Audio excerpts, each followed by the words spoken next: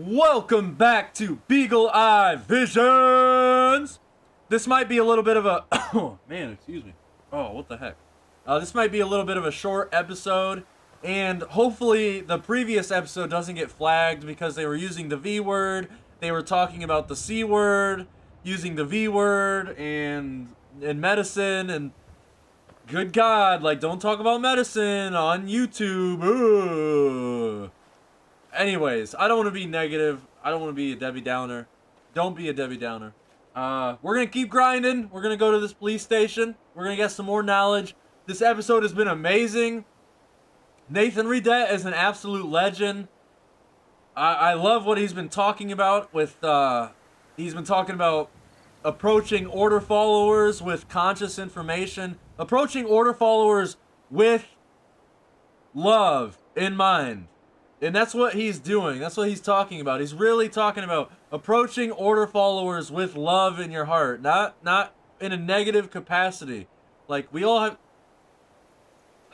It's not like the Pink Floyd song. It's not us versus them. We're all on the same team. You know what I mean?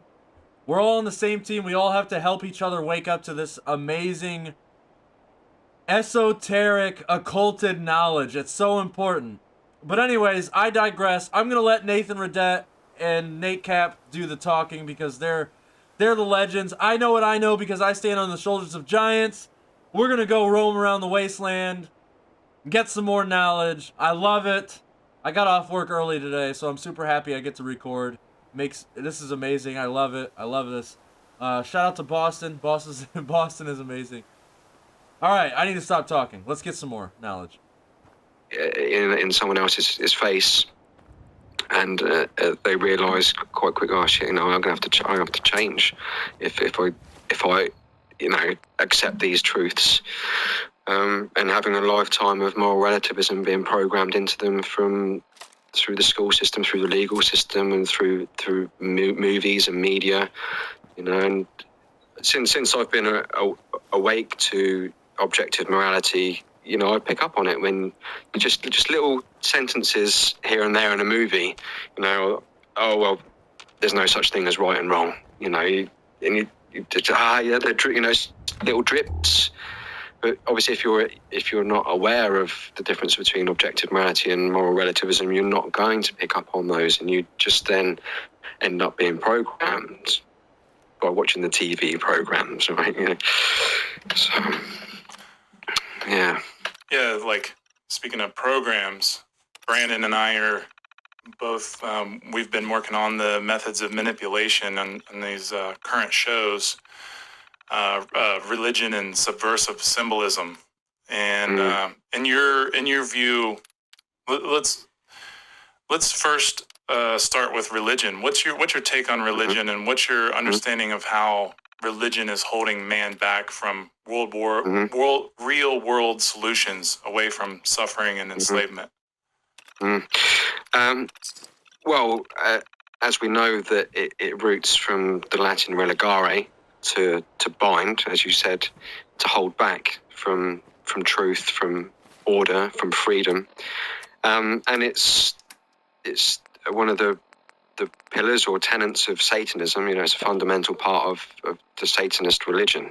So they have tried to sell it to us, to give us their mind, and it features in the cultural religions, in authoritarianism, in carnism. It's there. It's the underlying religion, if you like, that is really holding us back from. But we'd need to understand the laws of freedom, if you like, the stroke the law of morality. That as morality increases, as do freedoms. But yeah, religion is the religious thinking and belief. Beliefs are the problem. It's the enemy of knowledge, and that is the one good, and ignorance is the evil. And really, religion is rooted in ignorance as well. The psychology of arrest is similar to that of an order-following cult member. They want personal responsibility. It's like children. Religious people are children. I mean, we could say, the people mainstreamist, this is a religion, and they want to stay a child because they just want to be told. They don't want to do their own research. They don't want to take personal responsibility. So it is the one problem, mate. Religious thinking, if scientism, if you like, or the Rockefeller medicine men, and how they ignore things like fluoride and aluminium and things that cause harm in their the pharmaceutical cult. Yeah, man, it's the problem, and natural law is the solution to cleanse it. Along with via the trivium method.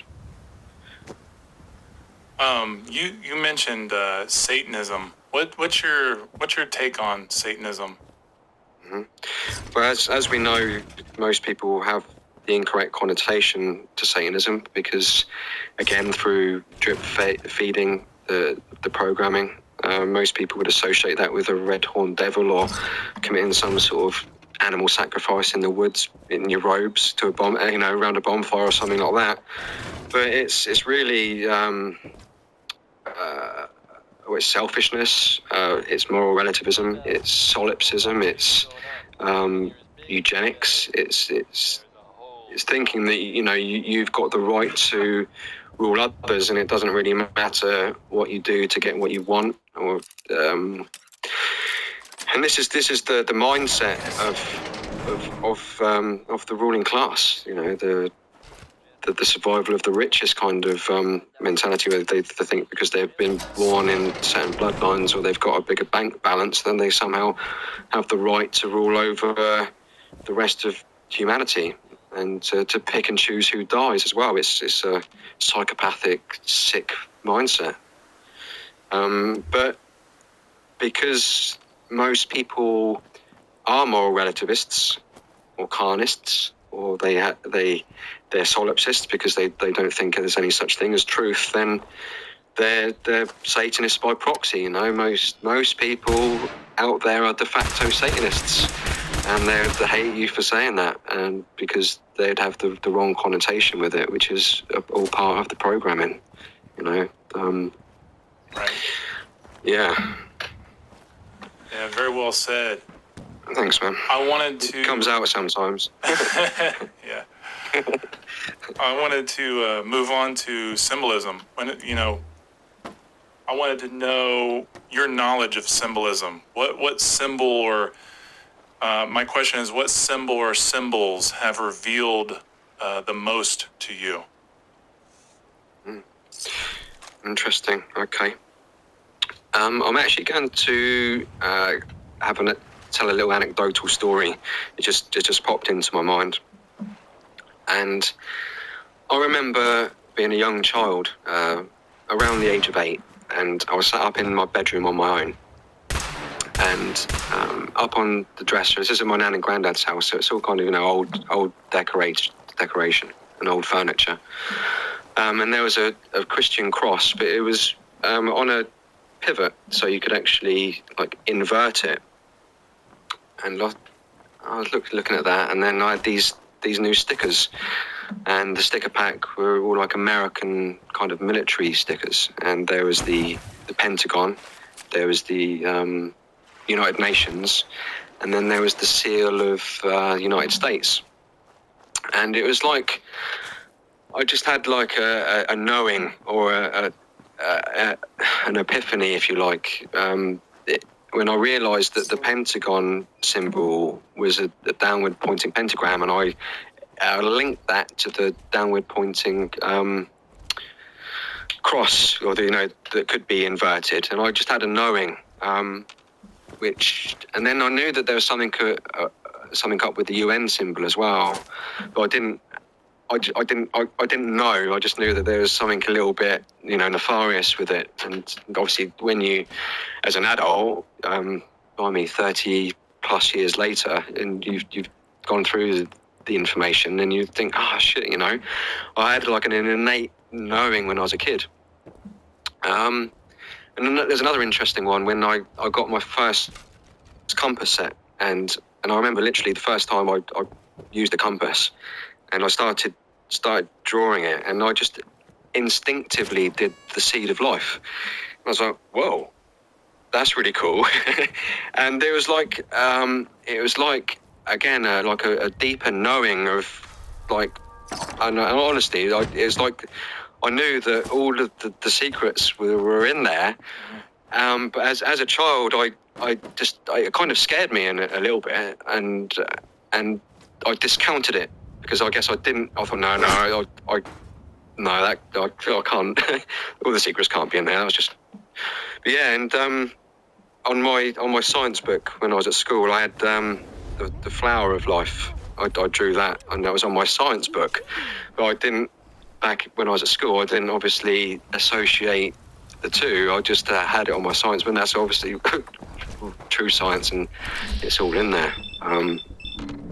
So I just thought I'd get that in there about some interesting sort of symbolic experiences in my youth. But is that what you used in your presentation, the seed of life, or was it the flower of life as the background? The flower of life's in the background. I pilfered that off of a Google image search. I thank the artist who did that, whoever that was. Incidentally, thanks again, man, for the cover one that you did for me, the vegan anarchy one with the two pillars. Yeah, man. The floor of the house. Yeah. That was an excellent presentation too. I first used that in the Ireland one, I think, wasn't it? Is it? Yeah. The Ireland presentation. One, yep. Yeah. That's the one. Yeah. Awesome, mate. Yep. I've added the emerald lion, and I've forgotten the name of the feminine one with the. She's got the sprig, and there's the. Yeah, I don't remember the name of that one, but yeah, I know you're talking about the broken column. Saturn, Kronos. Yeah, just speaking the truth, doing the work. Up against the ticking time of death, because we're all going to die at some point. So yeah, no, it's awesome, mate. Thank you. Yeah, man. Well, what teachers have you listened to or read that you would recommend for people when it comes to symbolism? Well, I think Manny P. Hall's a good one. He's For sure. There's a lot of work that he does encompassing symbolism. I mean, David Icke touches on it, and that reminds me, I was going to say, I think it was David Icke's book, Human Race, Get Off Your Knees. I think it was 2010 or 2012. 2012, I read that. And in that book, he was saying that, a pandemic or a perceived pandemic would be the ultimate psyop or false flag for the cabal, because it ticks all of their boxes. It's that invisible enemy, much like the war on terror. So yeah, I mean, a lot of us have, kind of been hoping, obviously it doesn't happen, but having it in the back of our minds that they could use something like this to fast track their plans. Yeah. Other teachers on symbolism. What's the Coulson? I've forgotten the guy's first name now. He does a really interesting one about the Platonic solids and time in the universe, and sort of tying it all in. Obviously, Mark Passio. He's done some great work on symbolism there, subversive symbolism. Absolutely. Those are the main ones that spring to mind, mate. Yeah, man. Symbolism. It goes on and on and on. It's this, everything is symbolic, so that's why it's such a vast topic. It really is. Yeah, I've started trying to learn a bit more about the tarot. So I've got a deck, and then I just do it like a monthly reading, so I learn little bits, bite size, because there's just so much symbolism there to get your head around, and it is going in slowly. I really really like the setup using the 22 major arcana cards and in the two the microcosm and the macrocosm for the set out in the Kabbalah, the Sephirot, right? I really like the symbolism there on how it clearly shows step by step what happens if you align with truth and you know collectively, and you then arrive to true freedom and order and prosperity, or whether if you ignore it, you end up in slavery and then death. I've actually put those in frames and put them up in my office because it's profound symbolism. And then the journey of the self, which is obviously ultimately what it's all about. We've all got to go through that awakening process of wanting to know and seek knowledge and truth, and obviously integrate it in our own lives and ultimately then propagate it to the others, so we can hopefully be free at some point. Yeah, man. We're going to take a quick break, and we will be back on the other side.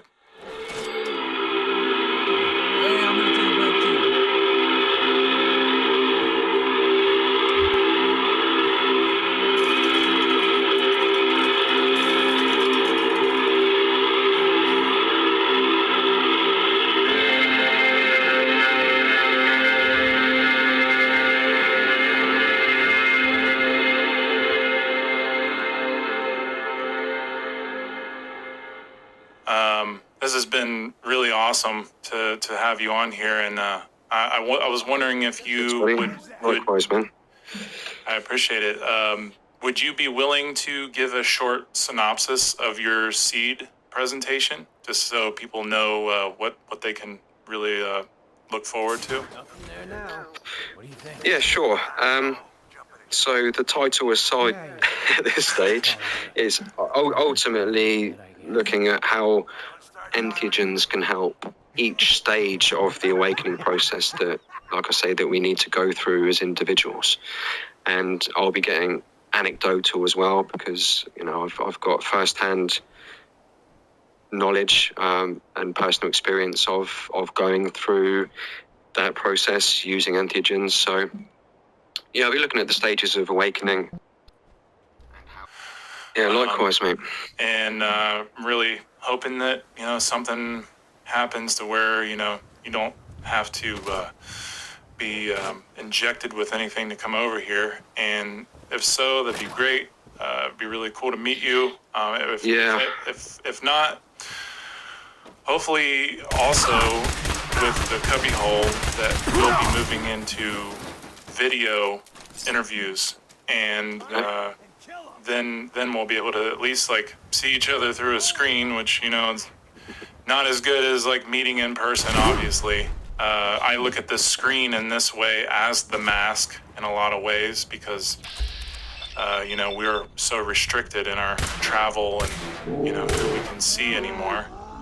But I'm just really stoked that you're, you know, who you are, and that you're doing the great work, and that you're, you know, really trying to make a difference in this world, and you're very much appreciated. That's really kind, mate. Thank you, man. And, you know, obviously reciprocate that as well, because you're doing exactly the same. Where can people find you? Sorry, go ahead. And I was just going to say, you know, I really want to come over as well and meet everybody, yourself and Brandon and the other speakers and Passio. But, you know, if I've got to wear a mask to get on a plane, then, or you know, at the least, let alone have a vaccine, then sadly it's not going to happen, man. So I mean, I could get an exemption letter or something from my doctor, perhaps. So, you know, I don't know if I can drag out a can of Pringles on a flight across the Atlantic. Did you hear about that story about the guy that was on a flight and he didn't wear his mask because he was, you know, a tub of Pringles all the way. made a tub of Pringles last 4 hours or something, so he didn't have to wear his mask. Yeah, I did hear something about that. I didn't look in the full story, but Yeah, isn't that funny? It's like, yeah, I've actually traveled during this whole thing. And I realized, like, oh, if you have a bag of chips, you don't have to have your mask on the whole time. And I was making the joke, like, if I could just, like, get everybody to get a bag of chips, we'd all have our mask off right now. Because that, it's allowed to be, in the airport and on the plane. Yes, it's crazy, mate, and just so much moral relativism and scientism, because it's not backed by true science. In fact, true science would say the contrary to that. They're actually harmful and they harbour any germs. But so I was going to ask you, like, how it's affected you. What are you missing out on? Is there anything that you're not doing because of the perceived pandemic regulations? Well, it's just I love being around. I mean, okay, let me rephrase this. I love the idea of just being around people and having no fear involved. I really miss that. I miss, like, just being around people and not worrying, because it gave me a comfort. And, now when I go out, I just feel like if I have my mask off, I'm being judged constantly. And, it's like, you go outside and, like, most people are wearing the mask. I'm not wearing my mask. Unfortunately, the only I've had run-ins where it's just like been very, like, I think the grocery store has really affected me the most, because it's like when I go to the grocery store, it's like they are like militant about the mask, and it's like anytime that I've ever tried to give any kind of flack, I am instantly met with so much resistance and so much it has become to the point where it's like I just don't even want to go out anymore. I know that in some ways I'm sacrificing myself to not waste my energy, to make sure that I am not attracting the wrong attention to me, but also at the same time I am standing up for myself in the positions that like, okay, for instance, let's just say, like, okay, when you go into a grocery store, and this is a dumb example, but it is an example of, like, if you go to the grocery store, they require you to wear shirts, pants, shoes, whatever, right?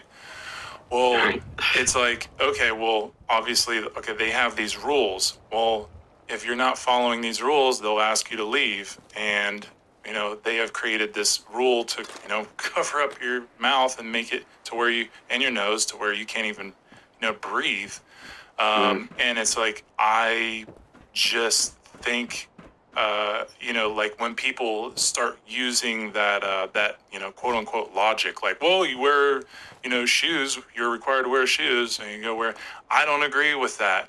But at the same time, I'm like, okay, well, they do have this rule now, and it's stated very clearly that you have to wear this thing in order to get in here. So now it's like, oh, great, I have to follow this. It is an immoral rule, but I'm also like, Jesus, I am all alone out here. I'm all alone. There's no one else. Yeah. There's no one else. I just, but I'm at the same time, do I make the effort to not, wear one when I go in places? Yeah, of course. But I'm always met with someone who wants to, patrol me and police me. So. I didn't come here to bring a sword. Yeah. So I didn't come here to bring peace, rather. I butchered it again. But what I was going to say, I mean, I'd argue, I'd say that they are harmful. They're almost trying to mandate self-harm. Oxygen levels and CO2 levels, totally bacteria. It's just. Yeah, no, I am completely. I'm saying it's an immoral rule, and it's like, I think of it as the great conspiracy. you think about the word conspiracy, and when it's broke down, it means like to breathe in the same spirit, right? Mm-hmm.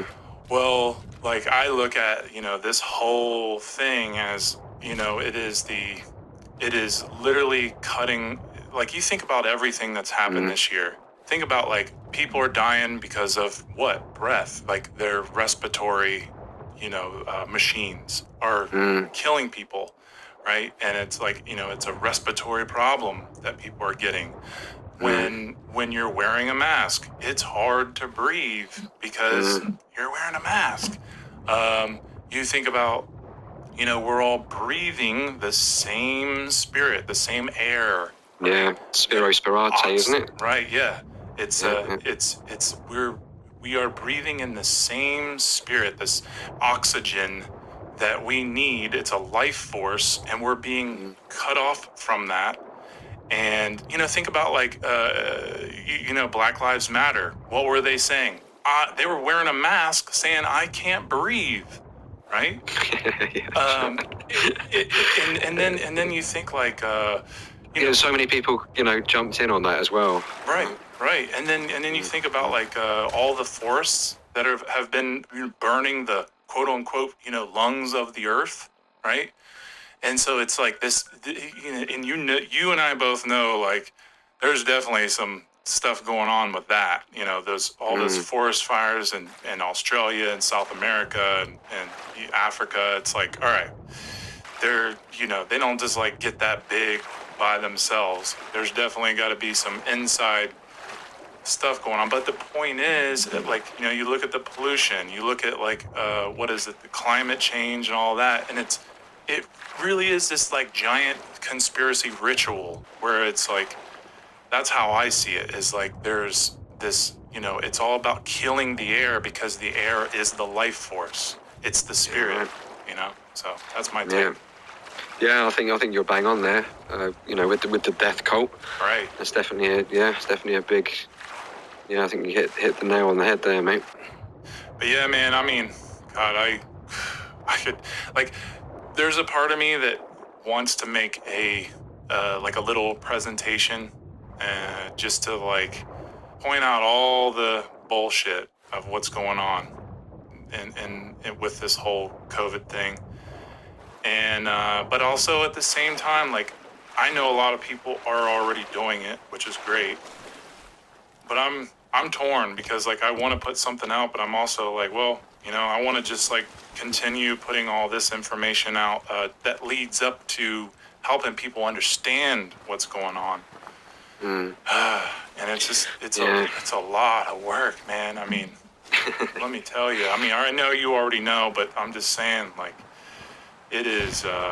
It really takes a toll on you, but also at the same time, it's exciting that people are listening. It's exciting that, some people are really starting to awaken to this stuff. Not enough people, but, I'll take what I can get. I wanted to say, actually, it just reminded me, there's some symbolism surrounding COVID as well.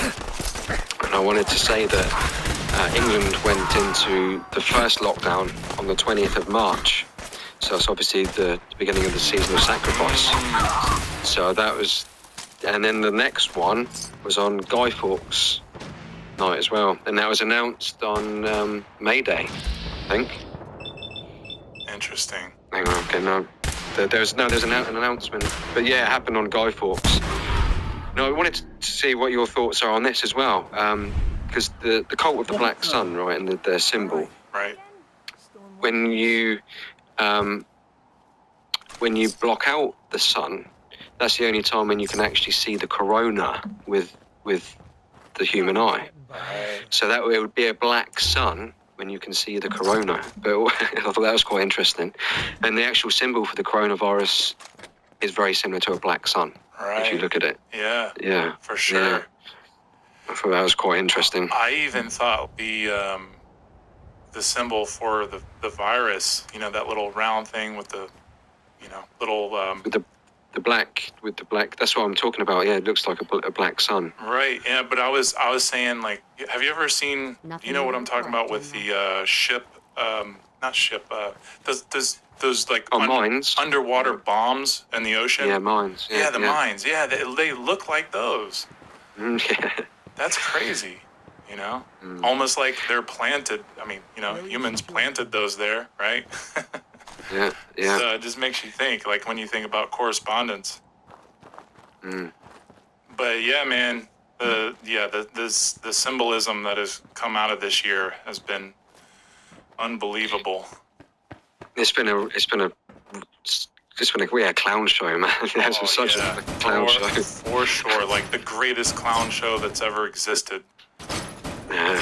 But hey, Nathan, where can people find your work? Cheers, Nate. So, under my name, Nathan Redette. It's all under my name. You can find it on YouTube. You can find me on BitChute. So that would be the main, and obviously on the One Great Work Network now. It's, you know, true privilege to such an amalgamation of people's work, all orientated towards true freedom. So I've put my key presentations up on there as well. So yeah, it's getting, my work is getting out there to more people as time goes on. And that's what it's all about, you know. We need to reach more people with this truth and the solution. Right. Yeah, man, it's so cool to be part of that and, you know, be side by side with you and all the other awesome light workers. Because, you know, it's just really, I think it's so awesome that, like, this, you know, the serious student has a place to go now where they can just, like, look at all this great information, who's, you know, obviously trying to seek out natural law. I mean, you can't go wrong in there. So yeah, there's plenty of, you know, once they've gone through all of Passio's podcasts and videos, then there's all the other stuff to go through as well.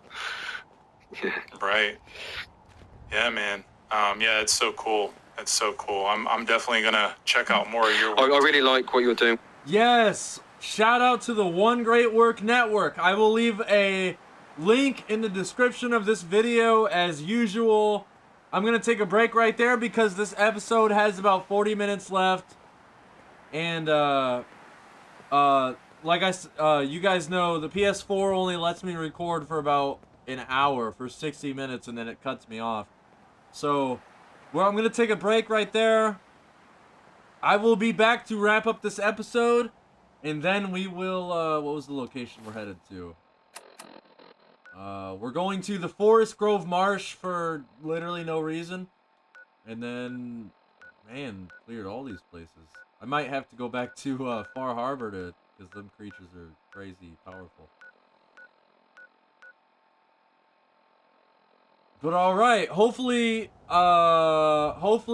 this episode doesn't get flagged because, like, once again, they were talking about some subjects that YouTube does not like to talk about. And, it just, everything they're saying is 100% correct. We have to teach each other these things. And yes. We have to teach each other this stuff. Stop restricting speech. We have freedom. Freedom exists. You know? Goodness gracious. Anyways, we will be back. Thank you if you've made it this far. Don't forget to use code BeagleEyeVision at w.gg. It's happy birthday to Dubby. Happy birthday to me. My birthday is on April 17th. I'm turning 30 years old. It's crazy. This life is nuts. This life is full of crazy life stories. Shout out to Matt Bennett. I love you, Matt Bennett. Love you, Nate Cap, Nathan Redette. Love you guys. You guys are all legends. Amazing. Thank you. We're going to wrap up this episode when we come back. So stay tuned and stay golden.